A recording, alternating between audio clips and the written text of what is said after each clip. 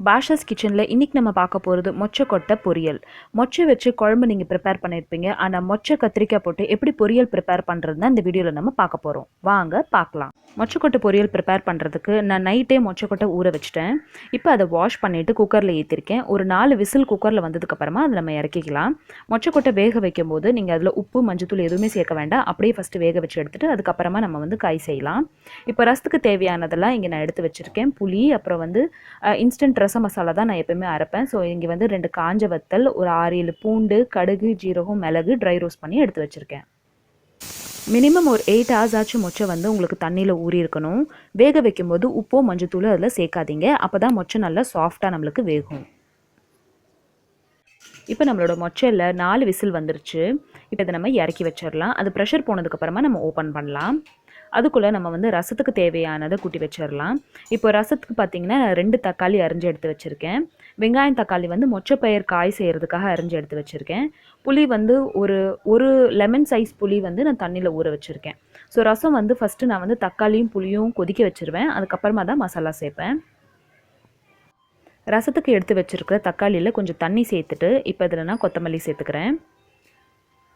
கொத்தமல்லியும் தக்காளியும் சேர்த்து நல்லா வந்து கை வச்சு ஸ்மாஷ் பண்ணிக்கோங்க. தக்காளி நல்லா ஜூஸாக இருந்துச்சு அப்படின்னா உங்களுக்கு ரசம் இன்னும் நல்லா டேஸ்ட்டாக வரும். தக்காளி நல்லா ஸ்மாஷ் பண்ணிவிட்டு இப்போ இதை பர்னரில் ஏற்றிடுறேன். இன்னொரு பர்னரில் நான் தண்ணி ஊற்றி இப்போ சாப்பாடை வந்து வேக வைக்க போகிறேன். ஸோ சாப்பாடு வந்து ஒரு 10 minutes நான் ஊற வச்சுருந்தேன். இப்போ இதை வந்து நான் இன்னொரு பர்னரில் ஏற்றிட்டேன்.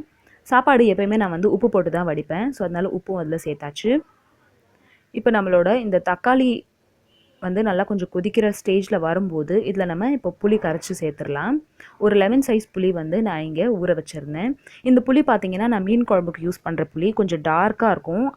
அப்புறம் வந்து கொஞ்சம் நல்ல புளிப்பாகவும் இருக்கும். ஸோ இன்றைக்கி வந்து புளி ரசம் தான் செய்யணும் அப்படின்றதுனால கொஞ்சம் ஜாஸ்தி புளிப்பு இருக்கிற புளி வந்து நான் அதில் சேர்த்துருக்கேன். யூஸ்வலாக பார்த்திங்கன்னா சாம்பாருக்கும் அப்புறம் காரக்குழம்புக்கு வாங்குகிற புளி வந்து கொஞ்சம் லைட் ப்ரௌனாக இருக்கும். இது வந்து டார்க் ப்ரௌனாக இருக்கும். இப்போ இதில் கொஞ்சம் நம்ம தண்ணி சேர்த்துக்கலாம். ரசத்தில் உங்களுக்கு எவ்வளோ புளிப்பு வேணுமோ அதுக்கேற்றாப்புல நீங்கள் வந்து தண்ணி அதில் சேர்த்துக்கலாம். தண்ணி சேர்த்துட்டு இதுக்கு வந்து இப்போ நம்ம இந்த ரசத்துக்கு தேவையான உப்பு மஞ்சத்தூள் சேர்த்துக்கலாம். இன்னும் வந்து இதில் நம்ம ரச பவுடர் இன்னும் சேர்க்கலை. ரச பவுடர் இனிமேல் தான் அரைக்கணும். ஸோ ரச பவுடர் அரைக்கும் போது நீங்கள் வந்து கடுகு, ஜீரகம், வெந்தயம், அப்புறம் கொஞ்சம் மிளகு உங்களுக்கு மிளகு ரசம் வைக்கிறீங்கன்னா நிறைய மிளகு சேர்த்துக்கோங்க. ஸோ இப்போ நான் வந்து பூண்டு கொஞ்சம் நிறையா எடுத்திருக்கேன். ஸோ பூண்டோட ஃப்ளேவர் கொஞ்சம் நிறையா இருக்கணும் அப்படின்றதுக்காக எல்லாத்தையும் எடுத்து இப்போ அரைச்சிக்கலாம். ஒரு 5 நிமிஷமாக நம்மளோட இந்த புளி தண்ணி நல்லா கொதிச்சிட்ருக்கு. ஸோ புளியோட ரா ஸ்மெல் எல்லாம் போயிடுச்சு. இப்போ இதில் வந்து நம்ம மசாலா சேர்க்கணும். மசாலா சேர்க்கறதுக்கு முன்னாடி நீங்கள் கொஞ்சம் இதில் தண்ணி சேர்த்துக்கோங்க. ஸோ ரசம் வந்து கொதிக்கிற ஸ்டேஜில் நீங்கள் மசாலா சேர்த்திங்கன்னா வந்து உங்களுக்கு ரசத்தோட டேஸ்ட் வந்து சேஞ்ச் ஆயிரும். அதனால கொஞ்சம் தண்ணி சேர்த்துட்டு அதுக்கப்புறமா நம்ம அரைச்சி எடுத்து வச்சுருக்கிற இந்த மசாலாலாம் சேர்த்துடலாம். ஸோ மசாலாவும் சேர்த்ததுக்கப்புறமா கரெக்டாக ஒரு 4 to 5 minutes மீடியம் ஃப்ளேமில் இதை நீங்கள் குக் பண்ணிங்கன்னா பொங்கி வரும். பொங்கி வரும்போது ஃப்ளேம் வந்து ஆஃப் பண்ணிடுங்க. மசாலாலாம் சேர்த்ததுக்கப்புறமா நீங்கள் இதை வந்து கொதிக்க வைக்கக்கூடாது. கொதிக்க வச்சிங்கன்னா ரசத்தோட டேஸ்ட்டு ரொம்ப கசந்துரும். அதனால இதை கொதிக்க வைக்காமல் அப்படியே ஆஃப் பண்ணிடுங்க. இப்போ நம்ம ரசம் தாளிச்சிடலாம். ஒரு கடாயில் எண்ணெய் ஊற்றிட்டு கடுகு, சீரகம், வெந்தயம், அப்புறம் ஒரு 4 மிளகு போட்டு தாளிச்சிக்கோங்க. கடுகு நல்லா பொரிஞ்சதுக்கப்புறமா இதில் வந்து நம்ம சாம்பாருக்கு தாளிப்போம் இல்லையா, காஞ்ச வத்தல், அந்த வத்தல் வந்து இதில் நான் சேர்த்துருக்கேன்.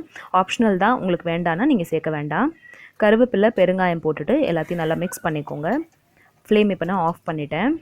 ஸோ அந்த சூட்லேயே வந்து அந்த பெருங்காயம், அந்த வத்தல் எல்லாமே நல்லா வதங்கிடும். இதுக்கப்புறமா இதை வந்து நம்ம ரசத்தோடு சேர்த்துடலாம். ஸோ சைட் பை சைடு எனக்கு வந்து சாப்பாடும் வெந்துருச்சு. இப்போ நான் சாப்பாடும் வந்து வடிக்க போகிறேன். ரசம் தாளிச்சதுக்கப்புறமா இப்போ சாப்பாடு வடிச்சிடலாம். அடுத்ததாக இப்போ மொச்சை பொரியல் செய்யலாம். இதுக்கு ஒரு கடாயில் ஒரு 4 டீஸ்பூன் எண்ணெய் ஊற்றிக்கோங்க. எண்ணெய் சூடானதுக்கப்புறமா இதில் வந்து ஒரு டீஸ்பூன் கடுகு சேர்த்துக்கோங்க. இப்போ இந்த மொச்சை பொரியலுக்கு தேவையான வெங்காயம், தக்காளி எல்லாமே நான் கட் பண்ணி எடுத்து வச்சுருக்கேன். இதில் வந்து நம்ம இன்றைக்கி கத்திரிக்காய் போட்டு செய்ய போகிறோம். ஸோ கத்திரிக்காயும் நான் வந்து கட் பண்ணி எடுத்து வச்சுருக்கேன். கடுகு பொரிஞ்சதுக்கப்புறமா ஒரு டீஸ்பூன் ஜீரகம், அப்புறம் 1/2 டீஸ்பூன் சோம்பு இதில் சேர்த்துக்கோங்க. கடுகு பொரிஞ்சதுக்கப்புறமா இதில் 2 வெங்காயம் சேர்த்துக்கலாம். 2 பெரிய சைஸ் வெங்காயம் வந்து இந்த மாதிரி பொடி பொடியாக கட் பண்ணி எடுத்து வச்சுருக்கேன். ஸோ இந்த மொச்சை பொரியலுக்கு வந்து நீங்கள் எவ்வளோக்கு எவ்வளோ வெங்காயம் தக்காளி போடுறீங்களோ அவ்வளோக்கு எவ்வளோ உங்களுக்கு வந்து தொக்கு மாதிரி ஃபார்ம் ஆகும். ஸோ நீங்கள் இதை வந்து சாப்பாடில் கூட பிசைஞ்சு போட்டு சாப்பிட்லாம். இப்போ இது வதங்கட்டும். வெங்காயம் வதங்கிட்டு இருக்க டைமில் நான் வந்து மொச்சை ஓப்பன் பண்ணிட்டேன். ஸோ மொச்சக்கொட்டை பாருங்கள் நல்லா வெந்துருச்சு.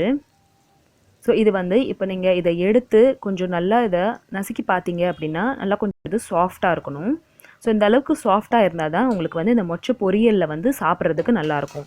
குழம்பு வந்து நம்ம செய்யும்போது கொஞ்சம் வேகாமல் இருந்தால் கூட நம்ம குழம்புல கொதிக்க வைக்கும் போது அது வெந்துடும். ஆனால் இப்போ வந்து நம்ம பொரியல் செய்ய போகிறோம் அப்படின்றதுனால நல்லா ஒரு 4-5 விசில் இந்த மொச்சையை நல்லா வேக வச்சுட்டு அதுக்கப்புறமா எடுத்துக்கோங்க. ஓப்பன் பண்ணி பார்க்கும்போது சரியாக வேகலை அப்படின்னு நினச்சிங்கன்னா இன்னும் ஒரு விசில் கூட போட்டு அப்புறமா எடுத்துக்கோங்க. இப்போ வெங்காயம் இந்த அளவுக்கு வதங்கினதுக்கப்புறமா இதில் கருவேப்பிலையும் ஒரு பெரிய சைஸ் தக்காளியும் நான் இதில் சேர்த்துருக்கேன். வெங்காயம் தக்காளி நல்லா வதங்கட்டும். ஒரு 3லேருந்து 4 நிமிஷம் இதை வந்து ஃபுல் ஃப்ளேமில் வச்சு வதங்க விடுங்க. இதுக்கு தேவையான கத்திரிக்காயும் நான் வந்து கட் பண்ணி தண்ணியில் போட்டு வச்சுருக்கேன். வெங்காயம் தக்காளி நல்லா வதங்கிருச்சு. ஸோ வெங்காயம் பாருங்கள் நல்லா கோல்டன் ப்ரௌன் ஆயிடுச்சு.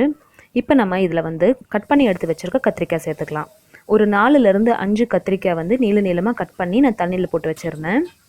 இப்போ அதில் சேர்த்துட்டு இதையும் வந்து இந்த வெங்காயம் தக்காளியோடு நல்லா வதங்க விடுங்க. ஒரு 2 நிமிஷம் இது வதங்கட்டும். அதுக்கப்புறமா இதுக்கு தேவையான மசாலா நம்ம இதில் சேர்த்துக்கலாம். அடுத்ததாக இதில் மசாலா சேர்த்துக்கலாம். 1/2 டீஸ்பூன் மஞ்சள்தூள் சேர்த்துக்கோங்க.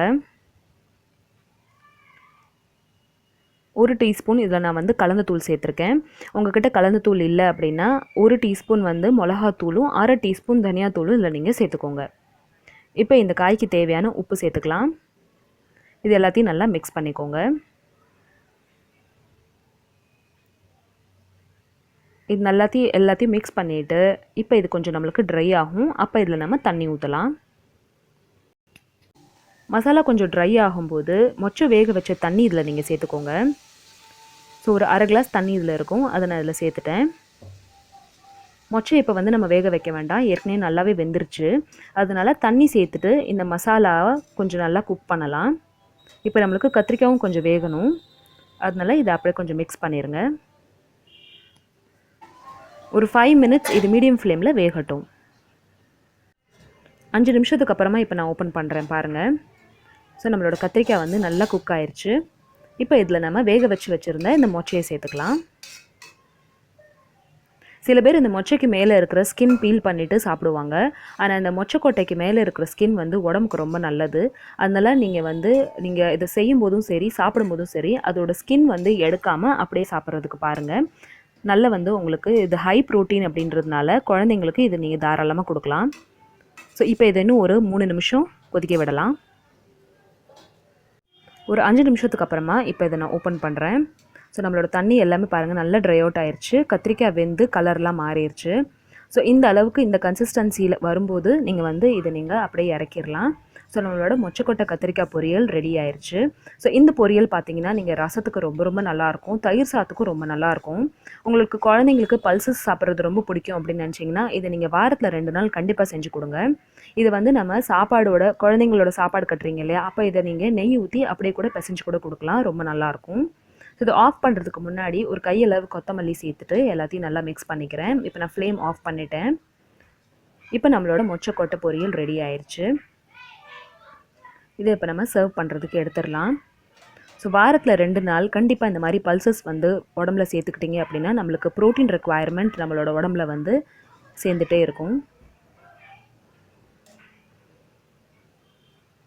இந்த ரெசிபி உங்களுக்கு பிடிச்சிருந்துச்சுன்னா இந்த வீடியோக்கு ஒரு லைக் கொடுங்க. அண்ட் என்னோட சேனலை ஃபர்ஸ்ட் டைம் பார்க்குறீங்கன்னா கண்டிப்பாக சப்ஸ்கிரைப் பண்ணுங்கள். மொச்சக்கொட்டை குழம்பு எப்படி ப்ரிப்பேர் பண்ணுன்றதை நான் லிங்க் கொடுக்குறேன், அதையும் ஓப்பன் பண்ணி பாருங்கள். தேங்க்யூ ஸோ மச் ஃபார் வாட்சிங். பாய்.